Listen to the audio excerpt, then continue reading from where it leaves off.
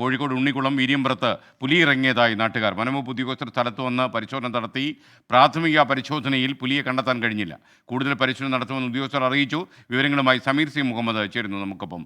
Sameer, good morning. പറയൂ.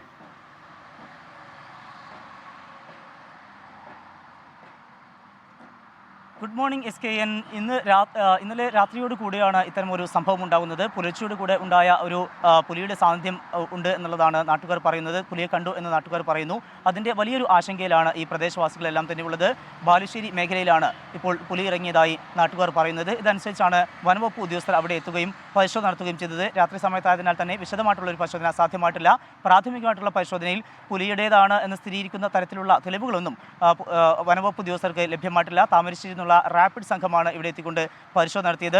ജനങ്ങൾ ഈ ഒരു ആശങ്ക മുന്നോട്ട് വെക്കുന്ന സാഹചര്യത്തിൽ വിശദമായിട്ടുള്ള പരിശോധന നടത്തും എന്നുള്ള കാര്യം വനംവകുപ്പ് ഉദ്യോഗസ്ഥർ അറിയിച്ചിട്ടുണ്ട്. ഒപ്പം തന്നെ പ്രധാനമായും ചില നിർദ്ദേശങ്ങൾ വനംവകുപ്പ് ഉദ്യോഗസ്ഥർ നൽകുന്നുണ്ട്. രാത്രി സമയത്ത് പുറത്തിറങ്ങുന്നത് ഒഴിവാക്കണമെന്നുള്ള കർശനമായിട്ടുള്ള നിർദ്ദേശമാണ് വനംവകുപ്പ് ഉദ്യോഗസ്ഥർ പ്രദേശവാസികൾക്ക് നൽകിയിട്ടുള്ളത്. ഇതോടൊപ്പം തന്നെ വളർത്തുമൃഗങ്ങളെ സംരക്ഷിക്കണം.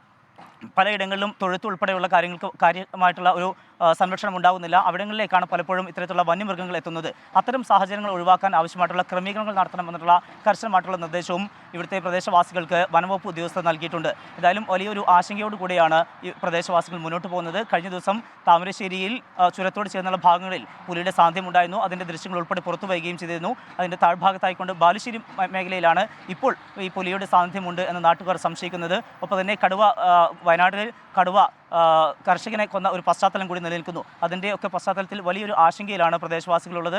ഏതായാലും പ്രാഥമിക പരിശോധനയിൽ പുലിയുടെ സാന്നിധ്യം വനംവകുപ്പിന് കണ്ടെത്താൻ കഴിഞ്ഞിട്ടില്ല. ആവശ്യമെങ്കിൽ CCTV സ്ഥാപിച്ചുകൊണ്ട് സാന്നിധ്യം ഉറപ്പുവരുത്താനുള്ള നടപടികളുണ്ടാകും. ഒപ്പം തന്നെ കൂട് സ്ഥാപിക്കുന്ന നടപടി ഉൾപ്പെടെ ആവശ്യമെങ്കിൽ ചെയ്യാൻ സന്നദ്ധമാണ് എന്നുള്ള കാര്യം വനംവകുപ്പ് അറിയിച്ചിട്ടുണ്ട്. ഏതായാലും പരിശോധന തുടരും എന്ന കാര്യം തന്നെയാണ് വനംവകുപ്പ് ഉദ്യോഗസ്ഥർ അറിയിക്കുന്നത്. SKN.